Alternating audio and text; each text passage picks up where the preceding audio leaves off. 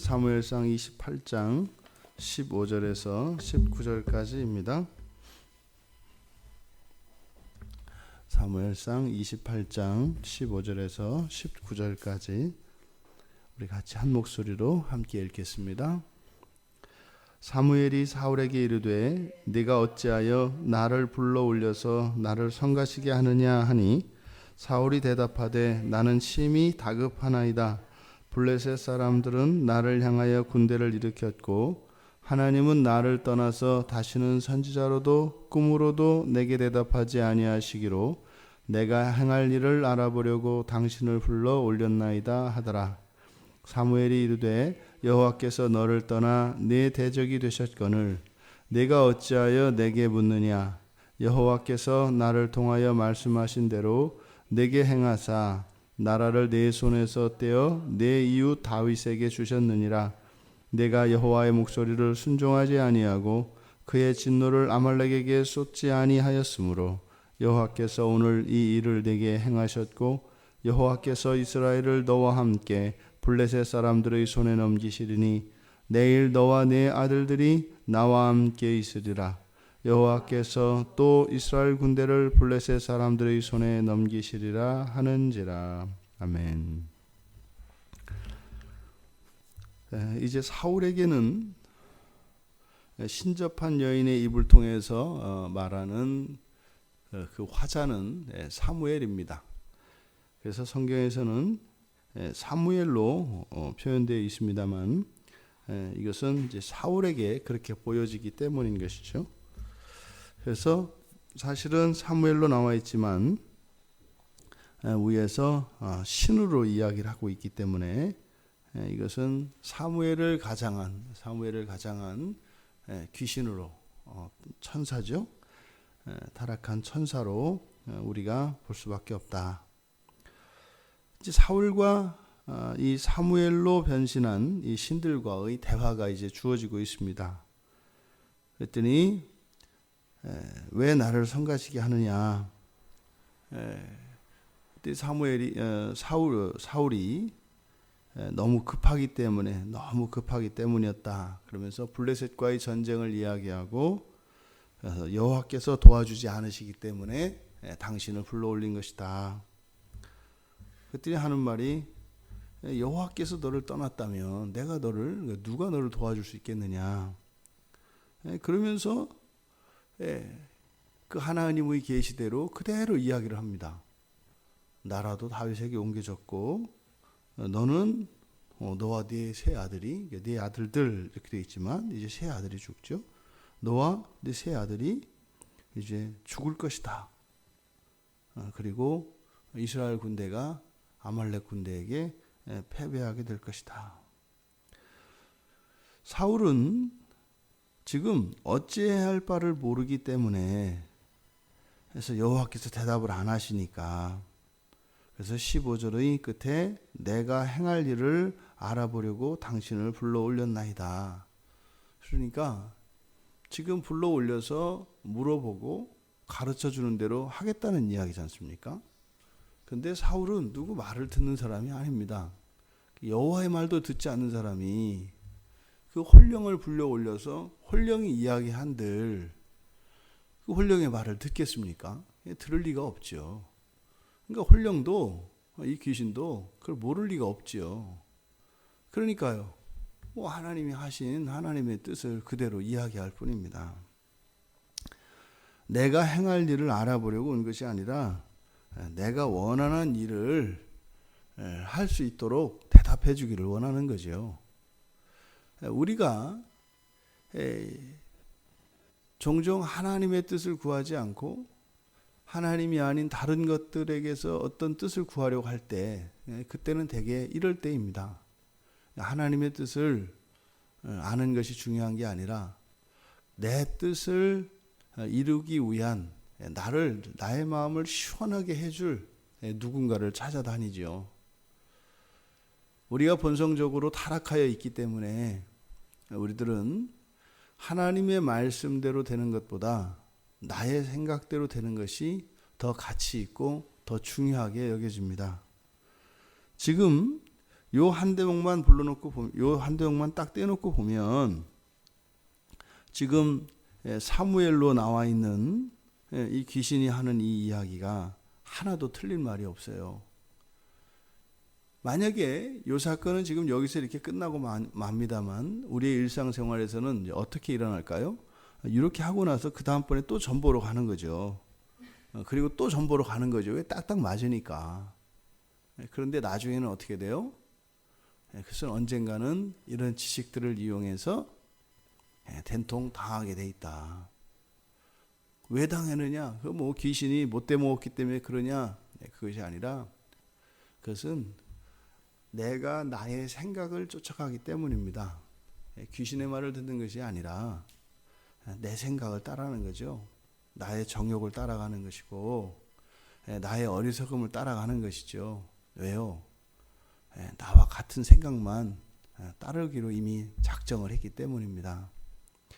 우리가 늘 잊지 말아야 하는 것은 우리의 뜻이 성취되는 것이 중요한 것이 아니라 하나님의 말씀, 하나님의 그 뜻이 그 하나님의 뜻대로 살아가는 것, 이것이 중요하다는 겁니다. 우리가 하나님의 말씀을 다 이해할 수 있고 하나님의 말씀에 우리가 항상 동의할 수 있다면 뭐 하나님이나 우리나 비슷한 게 되는 거죠. 하나님 말씀은요, 우리가 알아들을 수 있을 때가 있습니다. 그런데요, 대부분은 하나님의 뜻을 우리가 온전히 다 알기 어렵습니다.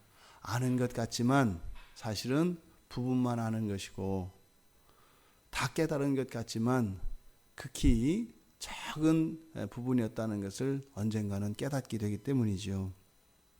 우리가 하나님 앞에 이 세상을 살아가는 우리가 그 하나님을 향해서 가장 우선해야 하는 것, 그러니까 우리에게 말씀하지 않으셔도 이미 우리에게 말씀하셔서 우리들에게 주시는 첫 번째는 하나님의 뜻은 뭘까요? 그것은요, 회개와 순종입니다.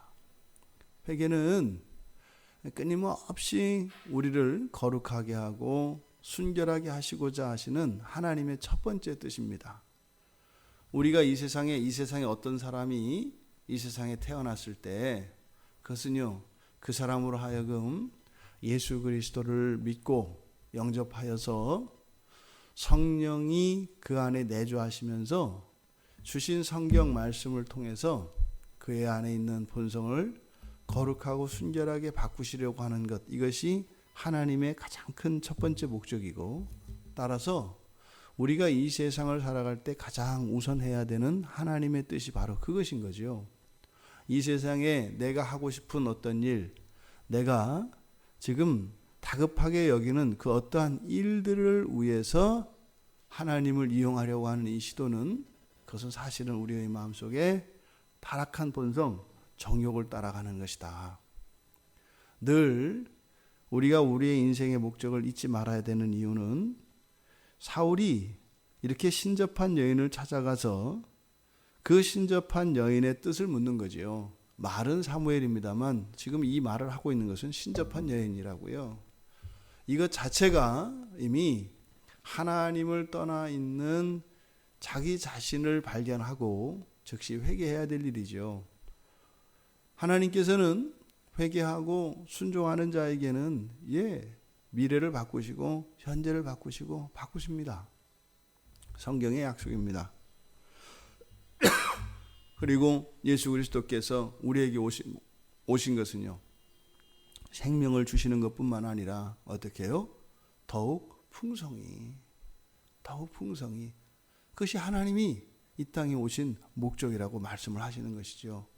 그런데요, 생명을 주시고 더욱 풍성히 주시는 예수 그리스도 밖에서 무엇을 찾으려고 하는 그 시도는 오히려 우리들에게 해가 되는 것이고, 그것은 내 안에 역사하는 정욕을 따라서 그것이 진정한 거듭난 내가 아니라 하나님과 나 사이를 이간하려고 하는 죄의 그 정욕의 목소리라고 하는 것을 잊지 말아야 할 것입니다.